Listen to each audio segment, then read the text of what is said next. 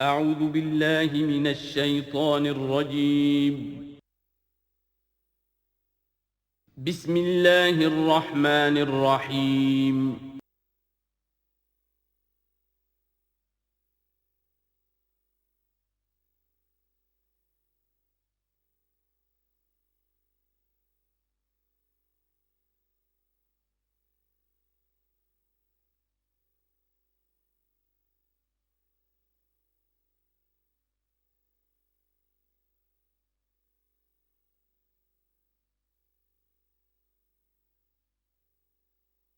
بسم اللہ الرحمن الرحیم یا بنی اسرائیل اذکروا نعمتی التی انعمت علیکم وانی فضلتکم علی العالمین واتقوا یوما لا تجزی نفس عن نفس شیئا ولا يقبل منها شفاعة ولا یؤخذ منها عدل ولا هم ينصرون صدق اللہ العظیم رب اشرح لی صدری ویسر لی امری واحلل عقدۃ من لسانی یفقہوا قولی۔ جیسا کہ میں نے عرض کیا تھا، سورہ بقرہ کے 5ویں رکوع سے اور 14ویں رکوع تک تو مسلسل، بلکہ 15ویں رکوع کی بھی پہلی 2 آیات شامل کرنی ہوں گی۔ یہ 10 رکوعوں سے 2 آیات زائد ہیں کہ جن میں خطاب کل کا کل بنی اسرائیل سے ہے۔ البتہ اس میں یہ فرق ہے کہ پہلا رکوع جو ہے وہ ان کو دعوت پر مشتمل ہے، نبی اکرم صلی اللہ علیہ وسلم پر ایمان لانے کی پرزور دعوت۔ بقیہ یہ 9 رکوع جو ہیں یہ ان پر فرد قرارداد جرم ہے جو عائد کی جا رہی ہے۔ ہم نے تمہارے ساتھ یہ احسان و اکرام کیا، تم پر یہ فضل کیا، یہ کرم کیا، تمہیں یہ حیثیت دی، تمہیں یہ مقام دیا، تم نے اس طور سے اپنے اس مشن کی خلاف ورزی کی، اپنے مقام اور مرتبے کو چھوڑ کر اور دنیا پرستی اختیار کی۔ یہ جو 9 رکوع ہیں ان میں بنی اسرائیل کی تاریخ کا تو یوں سمجھیے کہ ایک بہت بڑا حصہ اور نمایاں اس کے فیچرز آئیں گے، لیکن یہ سمجھ لیجئے کہ اصل میں یہ امت مسلمہ کو بھی ایک پیشگی تنبیہ ہے کہ کوئی مسلمان امت جب بگڑتی ہے تو یہ چیزیں اس میں آ جاتی ہیں۔ چنانچہ احادیث موجود ہیں حضور کی، لَيَأْتِيَنَّ عَلَىٰ أُمَّتِي مَا أَتَىٰ عَلَىٰ بَنِي إِسْرَائِيلَ حَزْوَ النَّعْلِ بِالنَّعْلِ، میری امت پر بھی وہ سب حالات وارد ہوں گے جو بنی اسرائیل پر آئے، بالکل ایسے جیسے ایک جوتی دوسری جوتی سے مشابہ ہوتی ہے۔ ایک اور حدیث میں فرمایا لَتَتَّبِعُنَّ سُنَنَ مَنْ قَبْلِكُمْ، تم لازماً اپنے سے پہلوں کی پیروی کرو گے۔ اور اس میں اس حد تک بھی آپ نے وضاحت کر دی کہ اگر وہ سابق امت مسلمہ، سابق امت، اگر وہ گوہ کے بل میں گھسی تھی تم بھی گھسو گے، اور اگر ان میں کوئی بدبخت ایسا اٹھا جس نے اپنی ماں سے زنا کیا تو تم میں سے بھی کوئی شقی ایسا ضرور اٹھے گا جو یہ حرکت کرے گا۔ اس اعتبار سے ان رکوعوں کو پڑھتے ہوئے یہ نہ سمجھیے یہ اگلوں کی داستان ہے، پچھلوں کی کہانیاں ہیں، نہیں۔ خوش طرح باشد کے سر دل براں، گفت آیت در حدیث دیگراں، یہ ہمارے لیے ایک آئینہ ہے اور ہمیں ہر مرحلے پر سوچنا ہوگا، دروں بینی کرنی ہوگی، انٹروسپیکشن، کہ کہیں اسی گمراہی میں ہم مبتلا تو نہیں۔ دیکھتے جائیے گا۔ دوسرا نقطہ پہلے سے یہ سمجھ لیجئے، یہ جو 2 آیتیں میں نے 6 رکوع کی تلاوت کی ہیں، بعین ہی یہی 2 آیتیں 15ویں رکوع میں آئیں گی، اور اس کو یوں سمجھیے کہ یہ 2 بریکٹس ہیں۔ 9 رکوعوں کا مضمون ان 2 بریکٹس کے درمیان ہے۔ یہ 2 آیتیں یہاں سے بریکٹ شروع ہو رہی ہیں، وہ 2 آیتیں ان پر بریکٹ ختم ہو رہی ہیں، بعین ہی وہی آیات۔ ایک آیت میں تو شوشے کا بھی فرق نہیں، دوسری آیت میں صرف ترتیب بدلی ہے، مضمون وہی ہے۔ اس کے مابین جو کچھ ہے، اس سے باہر یہ جو 5واں رکوع تھا، اس کے مضامین گویا کہ ضرب کھا رہے ہیں بریکٹ کے اندر کے سارے مضامین سے۔ یہ حساب کا بہت ہی عام فہم سا قاعدہ ہے، بریکٹ کے باہر کوئی رقم لکھی ہوئی ہے جس کے بعد کوئی زبر، کوئی جمع یا تفریق اگر نہیں ہے تو وہ ضرب کھائے گی، بریکٹ کے اندر جتنی بھی ویلیوز ہیں ان کے ساتھ ضرب کھائے گی۔ تو گویا کہ ہر قدم پر حضور پر دعوت، ایمان لانے کی دعوت اس پورے معاملے میں موجود ہے، اس لیے کہ اس میں بعض آیتیں ایسی آ گئی ہیں، ایک زیادہ نمایاں ایک کم نمایاں، جن سے کچھ لوگوں کو بھگالتا ہوا یا کچھ لوگوں نے فتنہ پیدا کیا جان بوجھ کر۔ یہ فتنہ ایک بار پیدا ہوا تھا اکبر کے زمانے میں دین الہی کی شکل میں، کہ صرف خدا کو مان لینا، آخرت کو مان لینا اور نیک اعمال کرنا نجات کے لیے کافی ہے، کسی رسول پر ایمان لانا ضروری نہیں ہے۔ یہ صوفیہ میں بھی یہ فتنہ بہت بڑے پیمانے پر آیا۔ مسجد مندر ہکڑو نور، مسجد میں اور مندر میں ایک ہی نور ہے، سب مذاہب ایک ہی ہے، سارا فرق جو ہے شریعتوں کا ہے، عبادت کے ظاہری شکل کا ہے، وہ ہے رسولوں سے متعلق۔ رسولوں کو بیچ میں سے نکال دیجئے تو یہ دین الہی رہ جائے گا، اللہ کا دین۔ اتنا بڑا فتنہ تھا کہ جب ہندوستان میں سیاسی اعتبار سے، حکومت کے اعتبار سے مسلمانوں کا اقتدار چوٹی پر تھا، کلائمیکس پر، اکبر اعظم، اس وقت یہ دین الہی کا فتنہ اٹھا کہ دین محمدی کا اب دور ختم ہو گیا، وہ 1000 سال کے لیے تھا، 1000 سال پورے ہو گئے، اب الف ثانی ہے، دوسرا 1000 سال ہے، اس کے لیے نیا دین ہے، اسے دین اکبری بھی کہا گیا اور دین الہی بھی کہا گیا۔ اور اس میں ایک آیت آئے گی جس سے استدلال کیا ہے کچھ لوگوں نے۔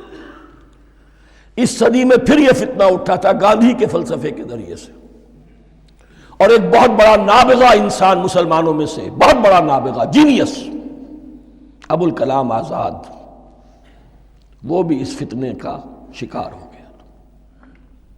متحدہ قومیت، چنانچہ گاندھی اپنی پرارتھنا میں کچھ قرآن کی تلاوت بھی کراتا تھا، کچھ گیتا بھی پڑھواتا تھا، کچھ اپنشدوں سے، کچھ بائبل سے، کچھ گرو گرنتھ سے۔ معلوم ہو یہ سب ٹھیک ہے، سب ایک ہے، سب لوگوں کو ایک ہونا چاہیے، ایک قوم ہونا چاہیے۔ مذہب تو انفرادی معاملہ ہے، کوئی مسجد میں چلا جائے، کوئی مندر میں چلا جائے، گردوارے میں چلا جائے، کوئی چرچ میں چلا جائے، کوئی سینیگاگ میں چلا جائے، کیا فرق واقع ہوتا ہے؟ اس کا توڑ یہی ہے کہ سمجھ لیجئے یہ جو 7 آیتیں ہیں 5ویں رکوع کی، یہ ہے بریکٹ کے باہر، اور یہ ضرب کھا رہی ہے مسلسل۔ اس بریکٹوں کے درمیان جتنی بھی مضمون آ رہا ہے وہ سب ان کے تابع ہوگا۔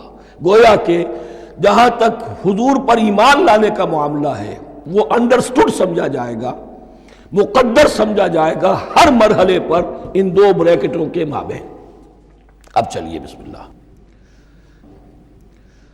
یا بنی اسرائیل اذکروا نعمتی التی انعمت علیکم وانی فضلتکم علی العالمین۔ اے اسرائیل کی اولاد، یاد کرو میرے اس انعام کو جو تم پر ہوا، اس کی وضاحت میں کر چکا ہوں، لیکن یہاں جو الفاظ آ رہے ہیں بہت زوردار۔ وَأَنِّي فَضَّلْتُكُمْ عَلَى الْعَالَمِينَ، میں نے تمہیں فضیلت عطا کی تمام جہانوں پر۔ یہاں ایک قاعدہ نوٹ کر لیجئے، عربی نحو کا قاعدہ یہ ہے کہ کہیں ظرف جس میں کوئی شے ہے، ظرف کی جمع لے لیتے ہیں، مراد ہوتا ہے مظروف، ظرف کے اندر جو شے ہے اس کی جمع۔ تمام جہانوں پر فضیلت، کیا فرشتوں پر بھی فضیلت؟ نہیں، جہان والوں پر، تمام اقوام عالم پر تمہیں فضیلت عطا کی، یہ مطلب ہے اس کا۔ تمام عالموں پر، تمام جہانوں پر، یعنی تمام جہان والوں پر، اس انسان عالم انسانیت کے اندر جتنے بھی مختلف گروہ ہیں، نسلیں ہیں، طبقات ہیں، ان میں فضیلت۔ وَاتَّقُوا يَوْمًا لَا تَجْزِي نَفْسٌ عَن نَفْسٍ شَيْئًا، میں عرض کر چکا ہوں، اب تیسری مرتبہ پھر عرض کر رہا ہوں، اصل شیخ آخرت، محاسبہ آخرت، یہ مستحضر ہوگا تو انسان سیدھا رہے گا۔ اس میں کمزوری آ جائے، ضعف آ جائے تو باقی ایمان باللہ، ایمان بالرسالت، یہ نہ معلوم کیا کیا شکلیں اختیار کر لیں۔ دیکھیے اس آیت کے اندر 4 اعتبارات سے محاسبہ آخرت کا زور ہے۔ وَاتَّقُوا يَوْمًا، ڈرو اس دن سے، لا تجزی نفس عن نفس شیئا، جس دن کوئی جان کسی دوسرے کے کام نہ آ سکے گی، ولا يقبل منها شفاعہ، اور نہ کسی سے کوئی سفارش یا شفاعت قبول کی جائے گی، کیٹیگوریکل ڈینائل، ولا يؤخذ منها عدل، نہ کسی سے فدیہ قبول کیا جائے گا، ولا هم ينصرون، اور نہ انہیں کوئی مدد مل سکے گی۔ ہم نے طرح طرح کے عقیدے، شفاعت باطلہ کا تصور، اہل عرب سمجھتے تھے ہمیں یہ فرشتے جو ہے خدا کی بیٹیاں ہیں، یہ لات اور منات اور عزا ہم نے ان کے بت بنا رکھے ہیں، پوچھتے ہیں یہ اپنے ابا جان سے اللہ کی بیٹیاں ہیں نا، لاڈلی بیٹیاں، چھڑا لیں گے ہمارے ہاں بھی تصور ہے اولیاء اللہ چھڑا لیں گے۔ یا شفاعت باطلہ، خود حضور کی شفاعت کے بارے میں جو غلط تصورات ہیں، ایک شفاعت حقہ ہے، اس کی وضاحت کا یہ موقع نہیں ہے، وہ آیت الکرسی پہ جب ہم پہنچیں گے انشاءاللہ تعالیٰ اسی سورہ مبارکہ میں تو اس کی وضاحت بھی ہوگی۔ یہ سارے جو ہم نے جو گھڑ رکھے ہیں خیالات، ان کی نفی اس آیت کے حوالے سے کی۔ وَاتَّقُوا يَوْمًا لَا تَجْزِي نَفْسٌ عَن نَفْسٍ شَيْئًا، کوئی انسان دوسرے انسان کے کام نہیں آ سکتا۔ وَلَا يُقْبَلُ مِنْهَا شَفَاعَةٌ، کسی جان کی طرف سے کوئی سفارش قبول نہیں ہوگی۔ وَلَا يُؤْخَذُ مِنْهَا عَدْلٌ، نہ کوئی فدیہ قبول کیا جائے گا۔ وَلَا هُمْ يُنصَرُونَ، نہ انہیں کوئی مدد مل سکے گی۔ اب اس کے بعد اللہ تعالیٰ کے احسانات اور ان کی طرف سے جو ناشکریاں ہوئی ہیں ان کی بڑی تفصیل کے ساتھ اب بات چلے گی، تفصیل نہیں تیزی کے ساتھ۔ یہ واقعات کئی 100 برس کے ہیں، لیکن ایک تو یہ کہ ان کی تفاصیل مکی صورتوں میں آ گئی ہیں، سب سے زیادہ سورہ اعراف میں ملیں گی، اور بھی کئی صورتوں میں آپ کو مل جائیں گی۔ یہاں پر تو پے بپے، جیسے کہ ایک قرارداد جرم کسی پر کی جاتی ہے تو اس میں سب گنوائے جاتے ہیں، تم نے یہ کیا، یہ کیا، یہ کیا۔ وَإِذْ نَجَّيْنَاكُم مِّنْ آلِ فِرْعَوْنَ، اور ذرا یاد کرو جب کہ ہم نے تمہیں نجات دی تھی فرعون کی قوم سے۔ يَسُومُونَكُمْ سُوءَ الْعَذَابِ، وہ تمہیں بدترین عذاب میں مبتلا کیے ہوئے تھے۔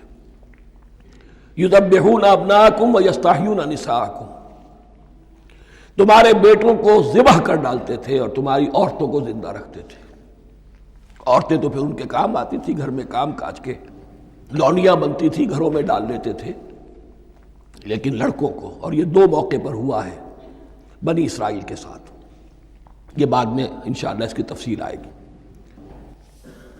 وَفِي ذَلِكُمْ بَلَاءٌ مِّن رَبِّكُمْ عَظِيمٌ، اور یقیناً اس میں تمہارے رب کی طرف سے تمہارے لیے بڑی آزمائش تھی۔ وَإِذْ فَرَقْنَا بِكُمُ الْبَحْرَ، اور یاد کرو جب کہ ہم نے تمہارے لیے سمندر کو پھاڑ دیا یا دریا کو پھاڑ دیا۔ یہ ایک مختلف فی بات ہے کہ کس جگہ سے کراس کیا تھا بنی اسرائیل نے ایجپٹ سے سینائی پیننسولا آنے کے لیے، جزیرہ نما سینا میں۔ ایک رائے یہ کہ دریائے نیل کو کراس کر کے گئے ہیں، لیکن یہ بات غلط ہے، دریائے نیل تو مصر کے اندر ہے، وہ کبھی بھی مصر کی حد نہیں بنا۔ کسی کی رائے یہ ہے کہ جو خلیج سویز ہے، بحر قلزم جو ہے، ریڈ سی، وہ اوپر جا کر 2 کھاڑیوں میں تبدیل ہو جاتا ہے، خلیج عقبہ مشرق کی طرف اور خلیج سویس مغرب کی طرف، اور ان کے درمیان میں یہ سینائی پیننسولا جو ہے یہ تکون ہے، جیسے ہندوستان بھارت تکون ہے ایسے یہ پیننسولا ہے، انڈین پیننسولا، سینائی پیننسولا۔ اور یہ سویس کینال تو بعد میں بنی ہے، خلیج سویس اور میڈیٹرینین بحیرہ روم کے درمیان یہ کچھ چھوٹی چھوٹی، اگرچہ چھوٹی تھی سمندر کے لحاظ سے، بہت بڑی بڑی جھیلیں تھیں، اور ان جھیلوں ہی کو پھر جوڑ جوڑ کر درمیان میں جو خشکی تھی اس کو کاٹ کر سویس کینال بنائی گئی ہے۔ تو اب تو یہ ایک مسلسل ایک رابطہ ہے، لیکن معلوم ہوتا ہے کہ یا تو خلیج سویس کو کراس کیا ہے حضرت موسیٰ علیہ السلام نے، اور یہی میری رائے زیادہ یہی ہے، اس لیے کہ کوہ طور جو ہے وہ اس پیننسولا کی ٹپ پر ہے، نیچے ہے یہاں، جہاں پر ان کا قیام رہا، اور جہاں پھر حضرت موسیٰ کو 40 دن کے لیے کوہ طور پر بلا کر اور پھر انہیں تورات دی گئی ہے۔ تو معلوم ہوتا ہے کہ جو خلیج سویز ہے اسے کراس کیا ہے۔ کراس کس طرح کیا ہے کہ حضرت موسیٰ کے عصا کی ایک ضرب سے سمندر پھٹ گیا۔ فَكَانَ كُلُّ فِرْقٍ كَالطَّوْدِ الْعَظِيمِ، دونوں طرف چٹانوں کے مانند پہاڑ کی طرح جو ہے وہ سمندر کھڑا ہو گیا، اس کے راستے سے یہ نکل گئے۔ اور پھر جب فرعون اور اپنا لشکر لے کر جب آیا ہے، اس نے سوچا ہم بھی نکل جائیں، وہ غرق ہو گئے، اس لیے کہ دونوں طرف کا پانی آپس میں مل گیا۔ یہ تھی کیفیت، اور معجزانہ کیفیت تھی، یہ کوئی فطرت کے یا نیچر کے اصول کے مطابق بات نہیں تھی، اور میں عرض کر چکا ہوں، آپ کو بتا چکا ہوں معجزہ کسے کہتے ہیں۔ وَإِذْ فَرَقْنَا بِكُمُ الْبَحْرَ فَأَنْجَيْنَاكُمْ، جب ہم نے تمہارے لیے یا تمہارے ساتھ سمندر کو پھاڑ دیا تمہارے لیے، تمہارے گزرگاہ بنانے کے لیے، تو تمہیں تو نجات دے دی۔ وَأَغْرَقْنَا آلَ فِرْعَوْنَ وَأَنْتُمْ تَنظُرُونَ، اور تمہاری نگاہوں کے سامنے فرعون کے لاؤ لشکر کو غرق کیا، تم دیکھ رہے تھے، یہ گزر چکے تھے، اس ساحل پر کھڑے ہیں، ادھر سے یہ داخل ہوئے ہیں اور پانی دونوں طرف سے آ کر مل گیا اور یہ غرق ہو گئے۔ وَإِذْ وَعَدْنَا مُوسَىٰ 40 لَيْلَةً، اور یاد کرو پھر جب کوہ طور پر ہم نے موسیٰ کو 40 دن کے لیے بلایا۔ ثُمَّ اتَّخَذْتُمُ الْعِجْلَ، ان کی غیر حاضری میں تم نے بچھڑے کی پرستی شروع کر دی، اسے معبود بنا لیا، من بعدہ، اس کی غیر موجودگی میں، وَأَنْتُمْ ظَالِمُونَ، تم بہت بڑا ظلم تھا جس کا ارتکاب کیا۔ ان الشرک لظلم عظیم، عظیم ترین ظلم جو ہے وہ شرک ہے، اور شرک جلی کی یہ شکل کہ بچڑے کو پوج رہے۔ ثم عفونا عنکم من بعد ذلک، پھر ہم نے تمہیں اس کے بعد بھی معاف کیا، یہ ہمارا کرم رہا ہے، ہماری رحمت رہی۔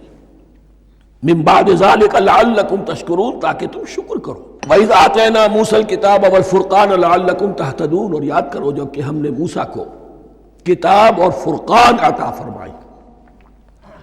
یہ فرقان حق اور باطل کے درمیان فرق کر دینے والی چیز، اور کتاب عام طور پر جو آتا ہے وہ شریعت کے لیے آتا ہے، شریعت بھی دی، کتاب بھی دی، اور فرقان بھی دیا، لعلکم تہتدون، تاکہ تم ہدایت پاؤ۔ وَإِذْ قَالَ مُوسَىٰ لِقَوْمِهِ، اور یاد کرو جب کہ کہا تھا موسیٰ نے اپنی قوم سے، یا قوم انکم ظلمتم انفسکم باتخاذکم العجل، اے میری قوم کے لوگو، یقیناً تم نے اپنے اوپر بڑا ظلم کیا ہے بچڑے کو معبود بنا کر۔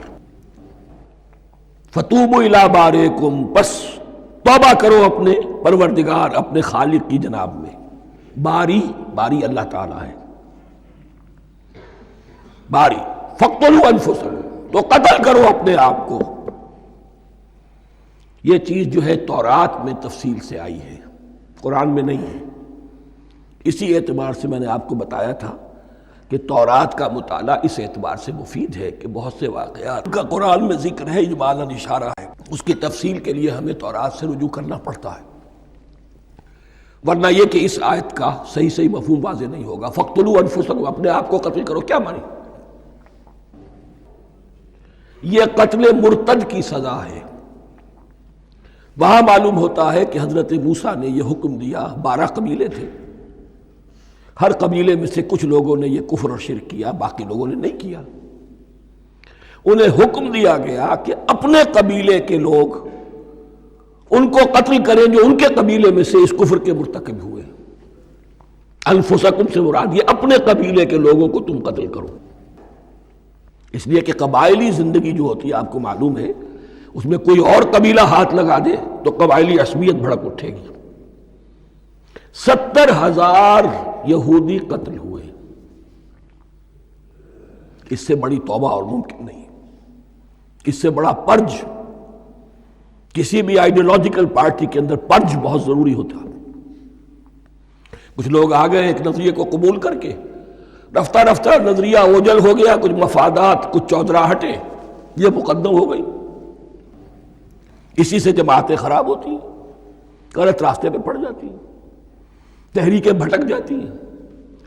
تو آئیڈیالوجیکل پارٹیز، نظریاتی جماعتیں پرج کرتی رہتی ہیں کہ جو بھی ہمارے نظریے سے ہٹ گئے اب ان کو ہم کاٹ کر علیحدہ کر۔ یہی سے قتل مرتد، تو یہ چیز حدیث میں ہے یا پھر قرآن میں یہاں ہے۔ اس حوالے سے جو لوگ ہمارے ہاں بعض علماء بھی ہیں، جدید دانشور ہیں، جو قتل مرتد کی جو حد ہے اسلام میں اس کو تسلیم نہیں کرتے، لیکن میرے نزدیک یہ شریعت موسوی کا تسلسل ہے کہ شریعت موسوی کی جس شے کو بدلا نہ گیا ہو، جس کے بارے میں صراحتاً یہ معلوم نہ ہو کہ یہ شے تبدیل کر دی گئی، تو وہ شریعت محمدی کا جز بن گئی۔ زنا پر رجم کا معاملہ بھی یہی ہے۔ قرآن مجید میں رجم کی صریح آیت کوئی موجود نہیں ہے، حدیث میں ہے۔ قرآن مجید میں مرتد کے قتل کے لیے کوئی آیت موجود نہیں ہے، حدیث میں ہے، سنت میں ہے، اور دونوں کی کا جو منبع ہے وہ اصل میں تورات ہے۔ تو اس بات کو اچھی طرح نقل کر لیجئے۔ یہ جگہ اکثر لوگ جو ہیں یہاں بہت سرسری طور سے گزر جاتے ہیں، یہ بہت اہم ہے۔ اور اس کے لیے تورات کی طرف رجوع کیجئے، 70,000 6 لاکھ کل تھے جب یہ مصر سے نکلے ہیں، 6 لاکھ تھے۔ کتنے عرصے کے بعد پیننسولا پہنچے ہیں، سینائی پیننسولا میں اور طور میں، کچھ اور ان کی تعداد بڑھ گئی ہوگی، لیکن یہ کہ ان میں سے 70,000 کو قتل کیا اپنے ہاتھوں سے۔ ہر قبیلے نے اپنے جو مرتد تھے ان کو اپنے ہاتھ سے قتل کیا۔ فَتُوبُوا إِلَىٰ بَارِئِكُمْ فَاقْتُلُوا أَنفُسَكُمْ ذَٰلِكُمْ خَيْرٌ لَكُمْ عِندَ بَارِئِكُمْ، یہی تمہارے لیے تمہارے رب کے نزدیک بہتر بات ہے۔ فَتَابَ عَلَيْكُمْ، تو اللہ نے تمہاری توبہ قبول کر لی۔ توبہ قبول کس طرح ہوئی؟ یہ تزکیہ ہوا ہے امت کا کہ ان میں سے جن لوگوں نے اتنی بڑی غلط حرکت کی ہے ان کو کاٹ کر، ذبح کر کے، ان کو قتل کر کے پھینک دیا۔ انہ هو التواب الرحیم، یقیناً وہ تو ہے ہی بہت توبہ کا قبول فرمانے والا اور بہت رحم فرمانے والا۔ وَإِذْ قُلْتُمْ يَا مُوسَىٰ لَن نُّؤْمِنَ لَكَ حَتَّىٰ نَرَى اللَّهَ جَهْرَةً، ایک اور واقعہ ان کی تاریخ کا۔ اور یاد کرو جب کہ تم نے کہا تھا اے موسیٰ ہم تو تمہاری بات نہیں مانیں گے۔ ایمان کے بعد جب لام کا حرف آئے تو اس کے معنی صرف تصدیق کے ہوتے ہیں۔ لن نؤمن لک، ہم آپ کی بات کی تصدیق نہیں کریں گے، حتیٰ نری اللہ جہرتاً، جب تک کہ ہم دیکھ نہ لیں اللہ کو عیاناً۔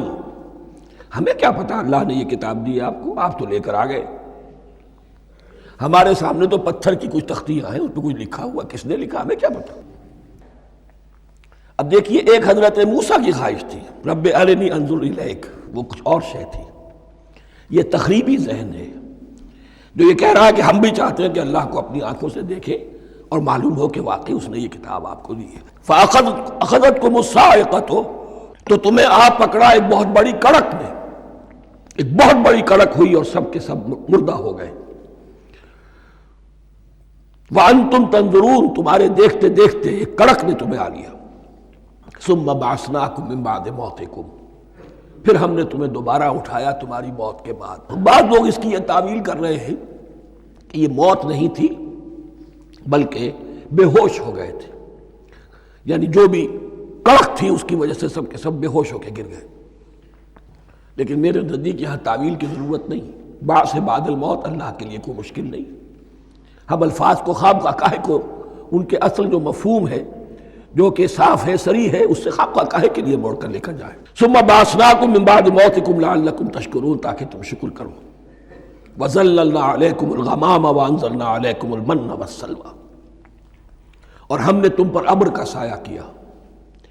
اب 6 لاکھ کا قافلہ چل رہا ہے، سینائی پیننسولا، صحرا، کوئی اونٹ نہیں، کوئی سایہ نہیں، دق و دق، دھوپ کی تپش۔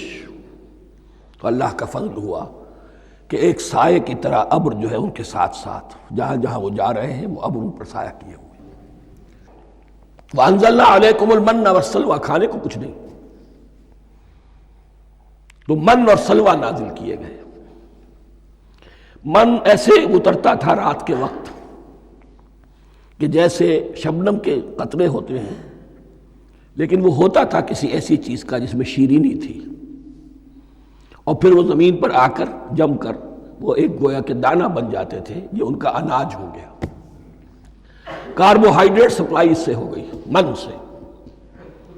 اور سلوہ ایک خاص قسم کا پرندہ بٹیر کی شکل کا جو بے پناہ بڑی تعداد میں ان کے بڑے بڑے جھنڈ آتے تھے شام کے وقت، اور وہ ان کے ڈیرا جہاں ہوتا تھا اس کے گرد وہ اتر آتے تھے، اور رات کی تاریکی میں یہ آسانی سے ان کو پکڑتے تھے، ان کو کھاتے تھے بھون کر، اور یہ ان کی پروٹین ہو گئی۔ پوری غذا جو ہے اللہ تعالیٰ نے ان کو فراہم کر دی۔ وَأَنزَلْنَا عَلَيْكُمُ الْمَنَّ وَالسَّلْوَىٰ كُلُوا مِن طَيِّبَاتِ مَا رَزَقْنَاكُمْ، کھاؤ ان پاکیزہ چیزوں کو جو ہم نے تمہیں عطا کی ہیں۔ وَمَا ظَلَمُونَا، ہم نے تو ان پر کوئی ظلم نہیں کیا۔ وَلَٰكِن كَانُوا أَنفُسَهُمْ يَظْلِمُونَ، لیکن وہ خود ہی اپنے اوپر ظلم ڈھاتے رہے، ہر قدم پر نافرمانی اور ناشکری۔ اس کی بھی ناشکری آگے آ جائے گی چل کر، من و سلوہ سے بھی ناشکری کی انہوں نے۔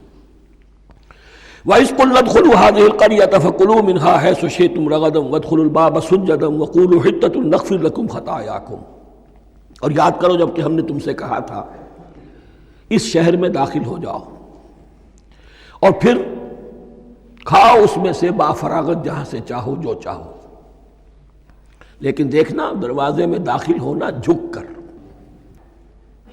اور کہتے رہنا مغفرت مغفرت مغفرت، ہم تمہاری خطاؤں سے درگزر فرمائیں گے۔ اس آیت کو سمجھنے کے لیے ذرا تاریخی بات سمجھ لیجئے۔ صحرائے سینا میں آنے کے بعد اور یہ جو کتاب تورات انہیں مل گئی تھی، اس کے بعد حضرت موسیٰ علیہ السلام کے ہی زمانے میں انہیں جہاد اور قتال کا حکم ہوا۔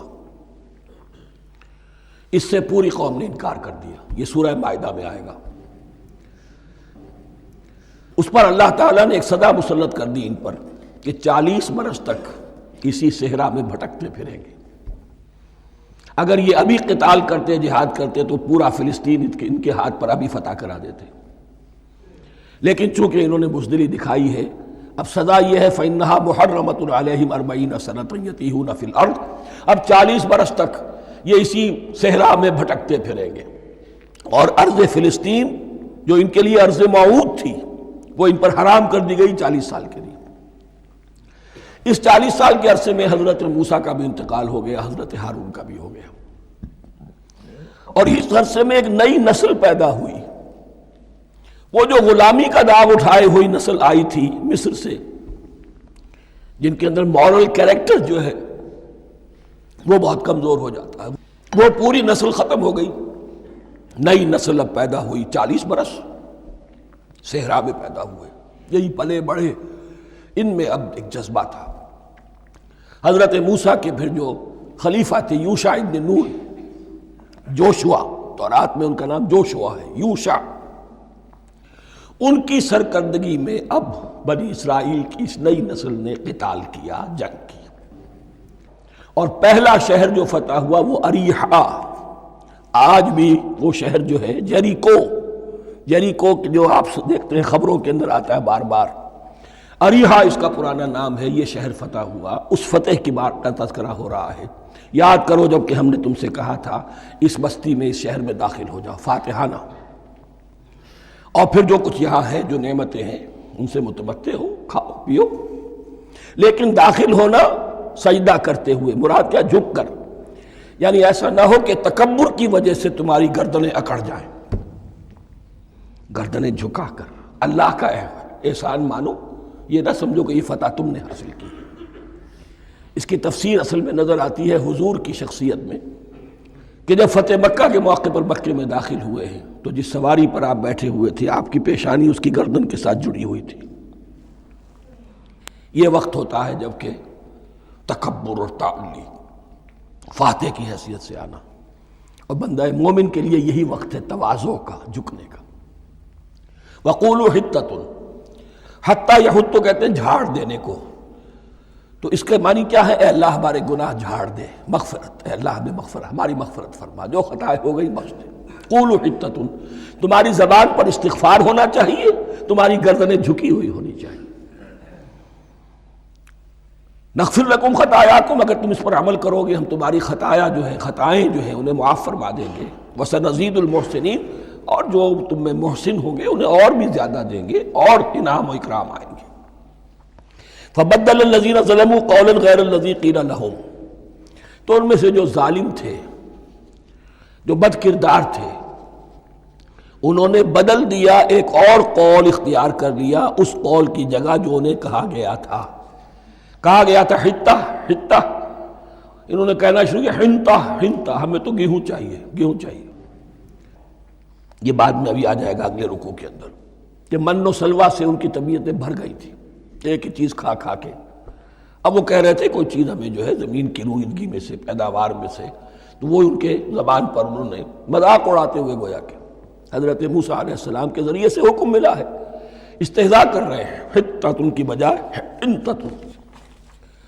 فانزلنا علی الذین ظلموا رجزا من السماء بما كانوا یفسقون، تو جن لوگوں نے یہ حرکت کی تھی ان پر ہم نے آسمان سے ایک بہت بڑا عذاب نازل کیا۔ تورات سے معلوم ہوتا ہے کہ پلیگ آئی، اور جنہوں نے یہ حرکت کی تھی وہ سب کے سب ہلاک ہو گئے یریکو کے اندر، بما كانوا یفسقون، بسبب اس نافرمانی کے جو انہوں نے کی۔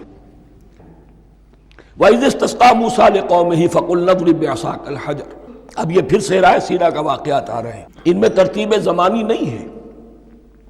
اور یہاں کی فتح جو ہے حضرت موسیٰ کے بعد ہے، لیکن اب یہاں پہ پھر ابھی وہ جو صحرائے تیہ میں جب بھٹک رہے تھے پھر اس کا ذکر ہے۔ وَإِذِ اسْتَسْقَىٰ مُوسَىٰ لِقَوْمِهِ فَقُلْنَا اضْرِب بِّعَصَاكَ الْحَجَرَ، اور جب کہ موسیٰ کی قوم نے موسیٰ سے پانی طلب کیا۔ اب صحرا میں آپ کو معلوم ہے جہاں پڑاؤ تھا اب وہاں پانی نہیں ہے، 6 لاکھ ہو 7 لاکھ ہو کتنے افراد ہو پانی چاہیے۔ وَإِذِ اسْتَسْقَىٰ مُوسَىٰ لِقَوْمِهِ فَقُلْنَا اضْرِب بِّعَصَاكَ الْحَجَرَ، تو ہم نے کہا کہ اپنے عصا سے ضرب لگاؤ چٹان پر۔ فَانْفَجَرَتْ مِنْهُ اثْنَتَا عَشْرَةَ عَيْنًا، تو اس سے 12 چشمے پھوٹ بہے۔ فجر کہتے ہیں کسی شے کے پھٹ کر کوئی چیز برآمد ہو۔ فجر جو ہوتی ہے، فجر کا وقت رات کی تاریکی کا پردہ چاک ہوتا ہے اور سپیدہ سحر نمودار ہوتا ہے۔ فَانْفَجَرَتْ مِنْهُ اثْنَتَا عَشْرَةَ عَيْنًا، تو 12 چشمے پھوٹ بہے۔ قَدْ عَلِمَ كُلُّ أُنَاسٍ مَشْرَبَهُمْ، یہاں اناس سے کیا مراد ہے؟ ہر قبیلہ، ہر قبیلے نے اپنا گھاٹ معین کر لیا۔ 12 قبیلے تھے، اگر علیحدہ علیحدہ نہ ہوتا معاملہ، 12 چشمے اسی لیے دیے گئے کہ لڑے نہ جھگڑے نہ۔ پانی تو بہت بڑی چیز ہے، کہیں پانی پینے پلانے پہ جھگڑا اور کہیں گھوڑا آگے بڑھانے پہ جھگڑا، یہ تو قبائلی زندگی کے اندر ہوتی ہی چیزیں۔ تو اس اعتبار سے اللہ تعالیٰ نے ان کے لیے یہ سہولت کی کہ 12 چشمے پھوٹ بہے۔ قد علم کل اناس مشربہم، ہر ایک نے اپنا گھاٹ جان لیا، معین کر لیا۔ کلوا واشربوا من رزق اللہ، گویا کہ کہہ دیا گیا کہ کھاؤ اور پیو اللہ کے رزق میں سے۔ ولا تعثوا فی الارض مفسدین، اور زمین میں فساد مچاتے نہ پھرو۔ کھانے پینے کے لیے پانی بھی ادھر آ گیا، کھانے کے لیے من و سلوہ آ گیا۔ اب دیکھیے ان کی ناشکری۔ وَإِذْ قُلْتُمْ يَا مُوسَىٰ لَن نَّصْبِرَ عَلَىٰ طَعَامٍ وَاحِدٍ، یاد کرو جب کہ تم نے کہا تھا اے موسیٰ ہم ایک کھانے پر تو صبر نہیں کر سکتے، کھا کھا کے بکھتا گئے ہیں من و سلوہ۔ فَادْعُ لَنَا رَبَّكَ، تو ذرا اپنے رب سے دعا کرو، پکارو ہمارے لیے اپنے رب کو۔ یخرج لنا، وہ نکالے ہمارے لیے مما تنبت الارض، زمین کی روئیدگی اور پیداوار میں سے، نباتات ارضی میں سے، من بقلہا اس کی ترکاریاں، وقصائہا اور ککڑیاں، کھیرے اور ککڑیاں، ان سب کے لیے یہ لفظ ہے۔ وفومہا، ایک ترجمہ گیہوں کیا گیا ہے لیکن میرے نزدیک زیادہ صحیح ترجمہ ہے لہسن، اور سرائے کی زبان میں بھی اور ممکن ہے کہ سندھی میں بھی ہو تھوم، تھوم کہتے ہیں لہسن کو، یہ فوم کی بدلی ہوئی شکل ہے، اس لیے کہ یہی علاقہ ہے جس میں عرب آئے تھے، تو عربوں کی زبان کے بہت سے الفاظ جو ہیں اس سرائے کی زبان میں خاص طور پر وہ بہت زیادہ، تو تھوڑی سی شکل بدل کر وہ کافی تعداد میں موجود ہے۔ وعدسہا، اور دال خاص طور پر مسور کی، وبصلہا، اور پیاز۔ اب جو چٹخارے جس سے بنتے ہیں سالن کے، ان کی زبانیں وہ چٹخارے مانگ رہی۔ ظاہر بات ہے کہ اگر وہ سلوا بھی تھا، بٹیرا ہے، اسے آگ کے اوپر ذرا سا تپایا اور کھایا، وہ ایک ہی خاص قسم کی غذا ہے جو چل رہی ہے۔ اسی طرح من جو ہے وہ ایک خاص قسم کا سیریل ان کے لیے بن گیا ہے، لیکن یہ جو چٹخارے ہیں یہ تو لہسن سے ہے، پیاز سے ہے، ترکاریوں سے ہے، ان تمام چیزوں سے، دال کا اپنا ایک ذائقہ ہے۔ قَالَ تَسْتَبْدِلُونَ الَّذِي هُوَ أَدْنَىٰ بِالَّذِي هُوَ خَيْرٌ، حضرت موسیٰ نے فرمایا کیا تم وہ شے بدلے میں لینا چاہتے ہو اس کے، کیا وہ شے جو کمتر ہے بدلے میں چاہتے ہو اس کے کہ جو بہتر ہے؟ من و سلوہ کہیں بہتر ہے اللہ کی طرف سے جو تمہیں دیا گیا ہے، تم اس سے تمہارا جی بھر گیا ہے، اس کو ہاتھ سے دے کر چاہتے ہو کہ یہ ادنا چیزیں تمہیں ملے۔ اہبطوا مصرا، اب یہ لفظ آ گیا اہبطوا۔ اب ظاہر بات ہے یہ آسمان سے زمین پر اترنے کے لیے لفظ نہیں ہے اہبطوا، یہاں اس کا ترجمہ صحیح ہوگا سیٹل ڈاؤن سم ویئر۔ اگر زمین کی یہ چیزیں چاہیے تو کہیں سیٹل ہو جاؤ اور کاشت کرو، بیج ڈالو، آبیاری کرو، یہ ساری چیزیں تمہیں مل جائیں۔ اہبطوا مصرا، کہیں سیٹل ڈاؤن ہو جاؤ، کہیں اتر پڑو کسی بستی میں، کسی علاقے میں۔ فَإِنَّ لَكُمْ مَا سَأَلْتُمْ، تمہیں مل جائے گا جو کچھ کہ تم نے مانگا۔ وَضُرِبَتْ عَلَيْهِمُ الذِّلَّةُ وَالْمَسْكَنَةُ وَبَاءُوا بِغَضَبٍ مِّنَ اللَّهِ، اب یہ ہے ان کی وہ خباثتیں، ان کے وہ ناشکریاں، ان کی وہ معصیتیں، ان پر جو آخری حکم دیا جا رہا ہے، جو اگر آپ برا نہ مانیں تو میں عرض کروں گا آج یہود پر اتنا اپلیکیبل نہیں ہے جتنا مسلمانوں پر ہے۔ ضربت علیہم الذلۃ والمسکنۃ وباؤوا بغضب من اللہ۔ ذلت اور مسکنت، کم ہمتی ان پر تھوپ دی گئی۔ ضربت علیہم، it was heaped upon them. The humiliation was heaped upon them. ضربت علیہم الذلۃ والمسکنہ وباؤوا بغضب من اللہ، اور وہ اللہ کا غضب لے کر لوٹے۔ وہی امت جس کے بارے میں فرمایا وَأَنِّي فَضَّلْتُكُمْ عَلَى الْعَالَمِينَ، اسی امت کا پھر یہ حشر ہوا۔ کیوں ہوا؟ نافرمانی۔ تمہیں کتاب دی تھی کہ تم پیروی کرو، تمہیں کتاب دی تھی کہ اسے قائم کرو۔ وَلَوْ أَنَّ أَهْلَ الْكِتَابِ أَقَامُوا التَّوْرَاةَ وَالْإِنْجِيلَ وَمَا أُنزِلَ إِلَيْهِمْ مِنْ رَبِّهِمْ لَأَكَلُوا مِنْ فَوْقِهِمْ وَمِنْ تَحْتِ أَرْجُلِهِمْ، اگر یہ تورات اور انجیل کو قائم کرتے، نافذ کرتے، تو نعمتیں زمین بھی اگلتی، ان کے قدموں کے نیچے سے نعمتیں جو ہیں وہ پھوٹتی، اور ان کے سروں کے اوپر سے بھی بارش ہوتی نعمتوں کی۔ لیکن اگر تم نے اس کو چھوڑ کر اپنی خواہشات، اپنے نظریات، اپنے خیالات، اپنا تمرد، اپنی سرکشی، اپنی حاکمیت، اپنی مصلحتیں، اپنی عقل، اس کو بالا تر کیا، تو پھر جو قوم اللہ کے قانون کی، اللہ کی ہدایت کی، اللہ کی کتاب کی امین ہوتی ہے دنیا میں، وہ اللہ کی ریپریزنٹیٹیو ہوتی ہے، نمائندہ ہوتی ہے۔ اگر وہ اپنے عمل سے مس ریپریزنٹ کرے اللہ کو، تو وہ کافروں سے بڑھ کر مغضوب اور کافروں سے بڑھ کر مبغوض ہو جاتی ہے۔ مغضوب بھی، مبغوض بھی۔ اس لیے کافروں کو تو دین پہنچانا تمہارے ذمہ تھا، تم نے دین ان کو کیا پہنچانا تھا، تم تو خود دین سے منحرف ہو گئے۔ آج اس جگہ پر امت مسلمہ کھڑی ہے کہ 1.25 بلین یا 1.5 بلین، 125 کروڑ عزت نام کی شے نہیں ہے، کہ عزت نام تھا جس کا گئی تیمور کے گھر سے، سارے معاملات دنیا کے G7 G15 کے ہاتھ میں ہیں، سیکیورٹی کونسل اس کے پرماننٹ ممبر کا ویٹو ہے، اور نہ سیکیورٹی کونسل میں اور نہ کہیں کسی G7 میں، نہ G9 میں، نہ G15 میں کوئی مسلمان ملک نہیں۔ کس نمی پرست کی بھیا کیستی، ہماری اپنی پالیسیز کہیں اور طے ہوتی ہیں، ہمارے اپنے بجٹ کہیں اور بنتے ہیں، ہماری صلح اور جنگ کسی اور کے اشارے سے ہوتی ہے۔ ریموٹ کنٹرول، یہ ذلت اور مسکنت۔ آپ کے ریڈیو پر، ٹیلی ویژن پر خبریں آتی رہیں کہ اتنے مسلمانوں کے ساتھ یہ کر دیا، اتنی مسلمان عورتوں کی بے حرمتی کر دی، لیکن یہاں ہم بیٹھے ہوئے اپنے اپنے دھندوں میں، اپنے اپنے کاروبار میں، اپنی اپنی ملازمتوں میں، اپنے اپنے کیریئرز میں،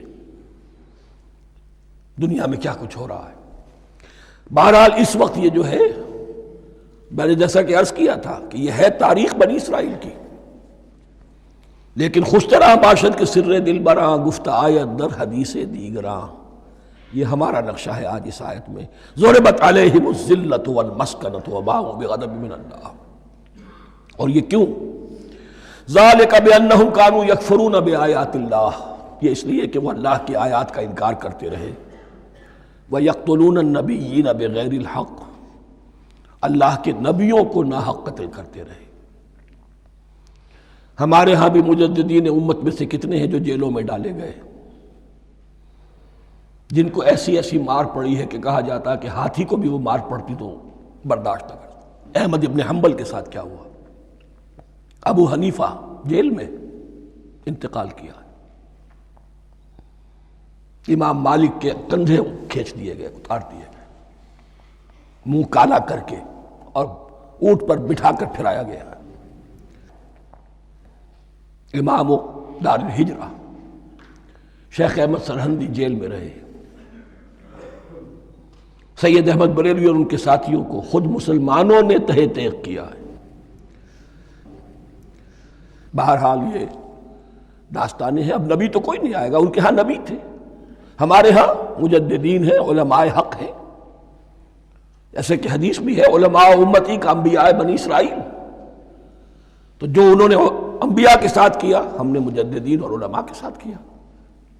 ذالک بما عصوا وکانوا یعتدون، اور یہ ہوا ان کی نافرمانیوں کی وجہ سے اور حد سے تجاوز کرنے کی وجہ سے۔ اللہ تعالیٰ تو ظالم نہیں ہے، اللہ نے تو اونچا مقام دیا تھا، ہمیں بھی خیر امت قرار دیا، کنتم خیر امت اخرجت للناس تأمرون بالمعروف وتنہون عن المنکر وتؤمنون باللہ۔ اب اگر ہم نے وہ اپنا مشن چھوڑ دیا تو ذلت اور مسکنت وہ ہمارا مقدر بن گئی۔ اللہ کا قانون اور اللہ کا عدل بے لاگ ہے، وہ فرام امہ ٹو امہ چینج نہیں ہوتا۔ سنت اللہ جو ہے لن تجد لسنت اللہ تحویلا ولن تجد لسنت اللہ تبدیلا، اللہ کی سنت بدلتی نہیں۔ بنی اسرائیل کا جو حشر ہوا آج وہ ہمارا ہو رہا ہے۔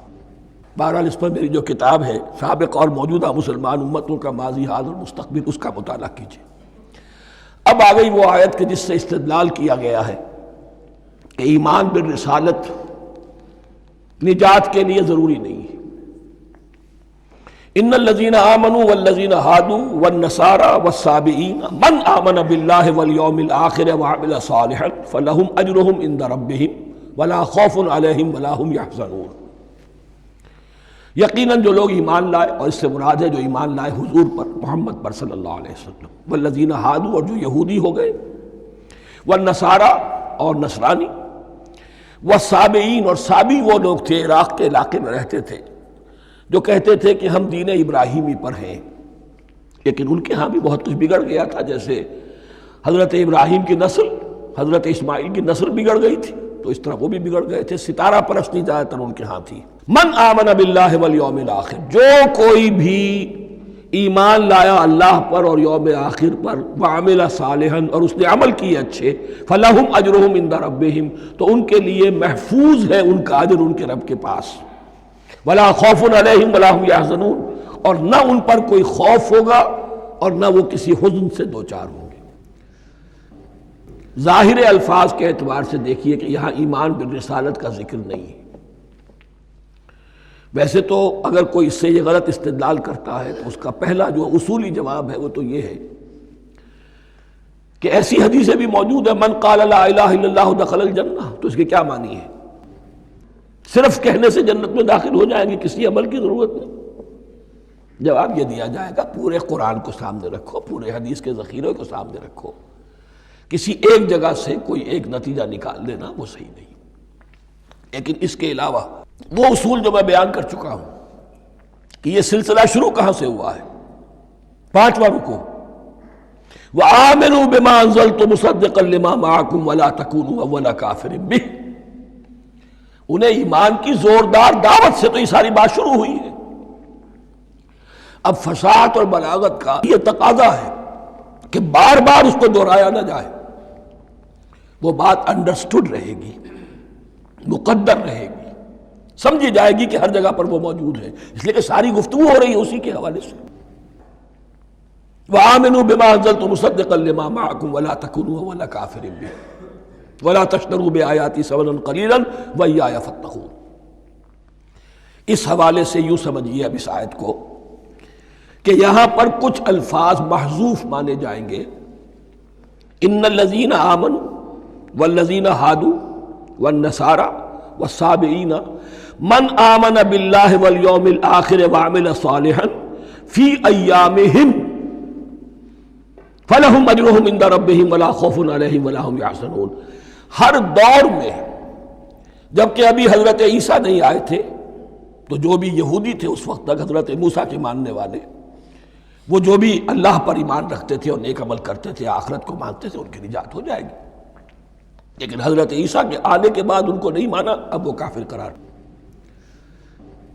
لیکن اب حضرت عیسیٰ کے آنے کے بعد جب تک حضور نہیں آئے، جو بھی مانتا ہے، لیکن یہ کہ شرط یہی ہوگی کہ اپنے اپنے زمانے میں، اصل میں نفی جس بات کی جا رہی ہے وہ یہ ہے کہ یہ نہ سمجھو کہ کسی گروہ میں ہونے سے نجات ہوتی ہے، نجات کسی گروہ میں ہونے کی وجہ سے نہیں ہے، نجات کی بنیاد ایمان اور عمل صالح ہے۔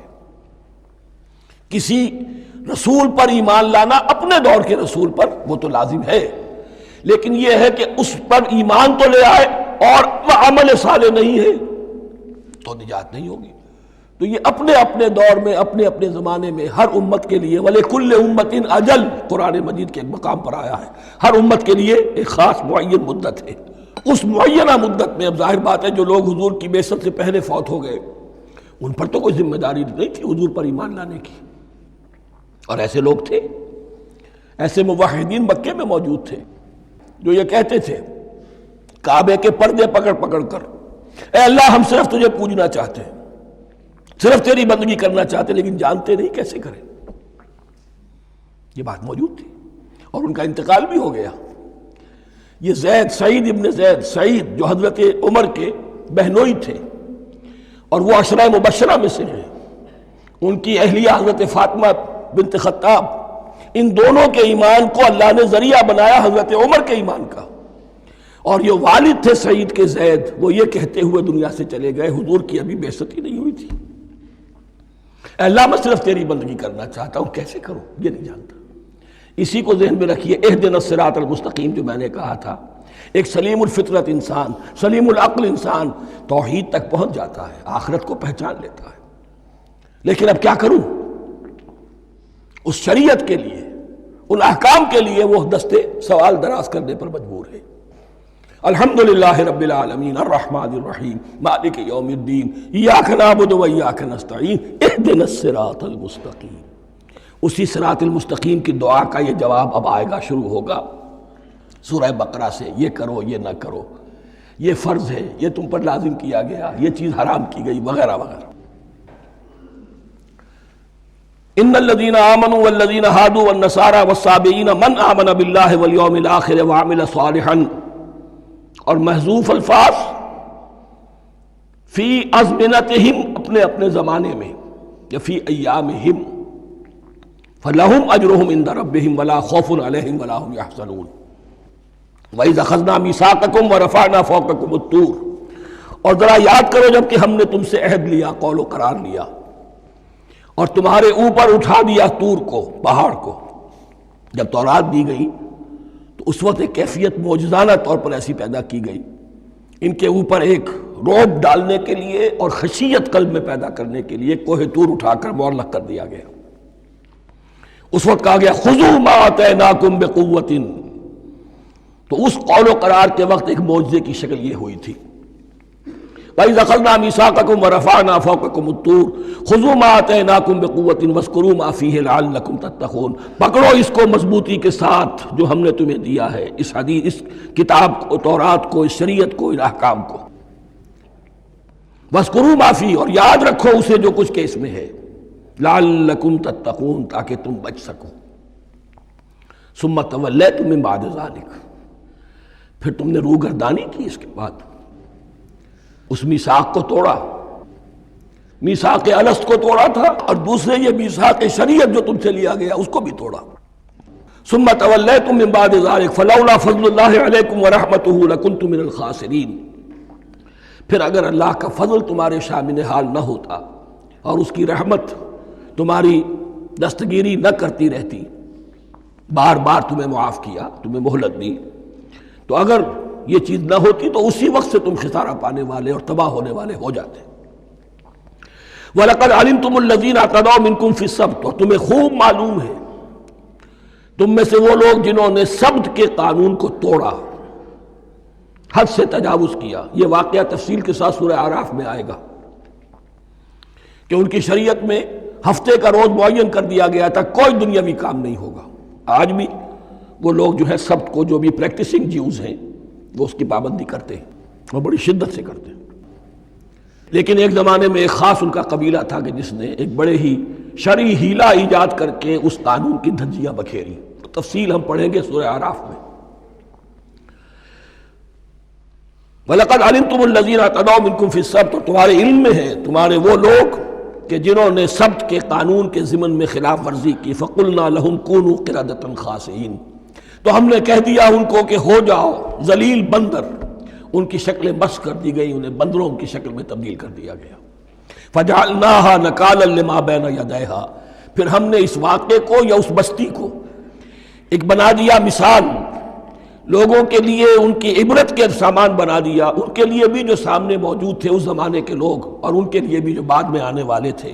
وَمَوْعِظَةً لِّلْمُتَّقِينَ، اور اسے ایک نصیحت، ایک سبق آموزی کی بات بنا دیا اہل تقویٰ کے لیے۔ وَإِذْ قَالَ مُوسَىٰ لِقَوْمِهِ إِنَّ اللَّهَ يَأْمُرُكُمْ أَن تَذْبَحُوا بَقَرَةً، اور یاد کرو جب کہ موسیٰ نے اپنی قوم سے کہا یقیناً اللہ تمہیں حکم دیتا ہے کہ گائے کو ذبح کرو۔ یہ واقعہ میں پہلے آپ کو بتا دوں، پھر ہم یہ آیات تیزی سے پڑھ لیں گے۔ بنی اسرائیل میں ایک شخص قتل ہو گیا، عامیل نامی، اور قاتل کا پتہ نہیں چل رہا تھا۔ اللہ تعالیٰ نے حضرت موسیٰ کے ذریعے سے انہیں حکم دیا کہ ایک گائے کو ذبح کرو اور اس کے جسم کے ایک ٹکڑے سے اس مردے کو چھوؤ، وہ جی اٹھے گا اور وہ بتا دے گا میرا قاتل کون ہے۔ اب یہ معجزات کی شکل ہے جو بار بار آ رہے ہیں، اور سابق اس امت کے اندر معجزات کا آپ کو بہت عمل دخل ملے گا۔ اس میں ایک تو یہ کہ گائے کو ذبح کرنا، وہ گائے کے تقدس کا جو ان کے دل میں ذہن میں تھا، تو ذبح کرنے سے اس کے اوپر بھی گویا کہ ایک تلوار چلائی گئی، اور پھر انہیں دکھا بھی دیا گیا کہ ایک آدمی زندہ بھی ہو سکتا ہے، بعد سے بعد الموت کا بھی ایک نقشہ دکھا دیا گیا انہیں۔ لیکن انہیں جب یہ حکم ملا اور ان کے دلوں کے اندر وہ بچڑے کی اور گائے کی تقدیس جو ہے وہ پلی ہوئی تھی، اب انہوں نے سوال کر کے کسی طریقے سے بچنے کے لیے مین میخ نکالی، کیسی گائے ہو، کیا رنگ ہو، کس طرح کی ہو، کس عمر کی ہو۔ بالآخر یہ کہ جب ہر طرف سے گھیراؤ ان کا ہو گیا اور سب چیزیں جو ہیں ان کے سامنے واضح کر دی گئیں، تب انہوں نے یوں سمجھیے چاروں ناچار بادل ناخواستہ اس حکم پر عمل کیا۔ بس اب ترجمہ کر لیجئے۔ وَإِذْ قَالَ مُوسَىٰ لِقَوْمِهِ إِنَّ اللَّهَ يَأْمُرُكُمْ أَن تَذْبَحُوا بَقَرَةً، اور یاد کرو جب کہ موسیٰ نے کہا اپنی قوم سے کہ اللہ حکم دیتا ہے تمہیں کہ ایک گائے کو ذبح کرو۔ قَالُوا أَتَتَّخِذُنَا هُزُوًا، انہوں نے کہا کیا آپ ہمارے ساتھ کوئی ٹھٹھا کر رہے ہیں، مذاق اڑا رہے ہیں، یہ کیا بات آپ کہہ رہے ہیں؟ قَالَ أَعُوذُ بِاللَّهِ أَنْ أَكُونَ مِنَ الْجَاهِلِينَ، فرمایا میں اللہ کی پناہ طلب کرتا ہوں اس سے کہ میں جاہلوں میں سے ہو جاؤں، کہ میں ان دین کے معاملات کے اندر استہزاء اور تمسخر کو شامل کر دوں۔